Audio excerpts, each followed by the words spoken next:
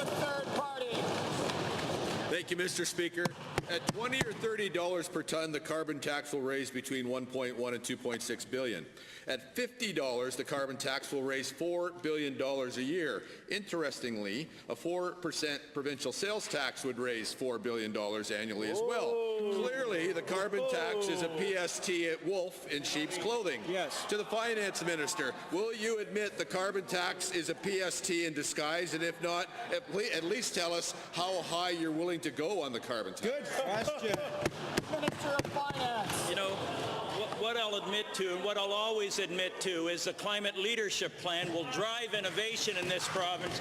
It'll cause rebates to go back to Albertans that are going to be addressing better and better efficiencies in their home, in their autos. What I'll admit to is that we're moving forward. You would have pushed us backwards. Thank you, Mr. Speaker. So let's talk about that. There's $9.6 billion in carbon tax to come in the next 5 years.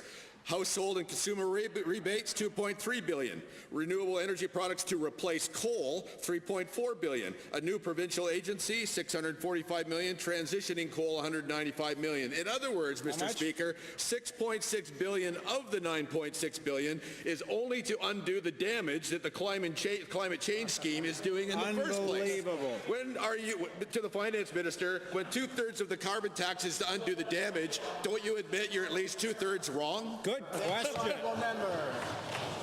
Minister of the Environment and Parks.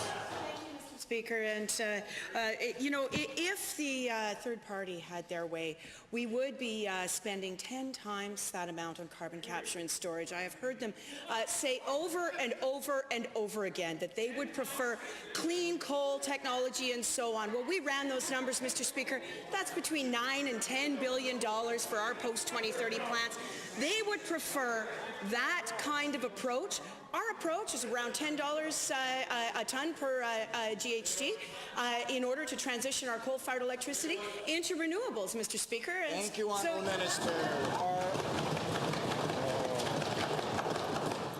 Second supplement. Thank you. That was quite a spacewalk, Mr. Speaker. That we just...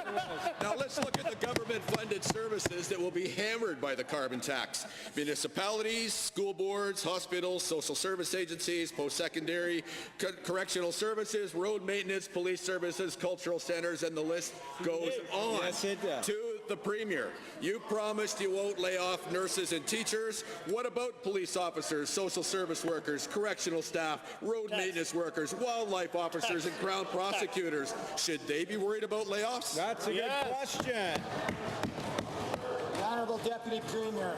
Thank you very much, Mr. Speaker, and to the member for the question. He may have missed the announcements last week, but our carbon plan, our climate leadership plan, is working, Mr. Speaker. We are moving forward on creating 2 new pipelines, a major economic driver in this province. We're taking the money that's generated through the price on carbon and reinvesting it in Alberta families. 2/3 of families getting a direct rebate. And we are working to make sure that we acknowledge the reality of climate change, build a stronger, diversified economy. They had 44 years, Mr. Speaker. They didn't get the job done. We've stepped up to the plate, and we're not scared to tackle these issues.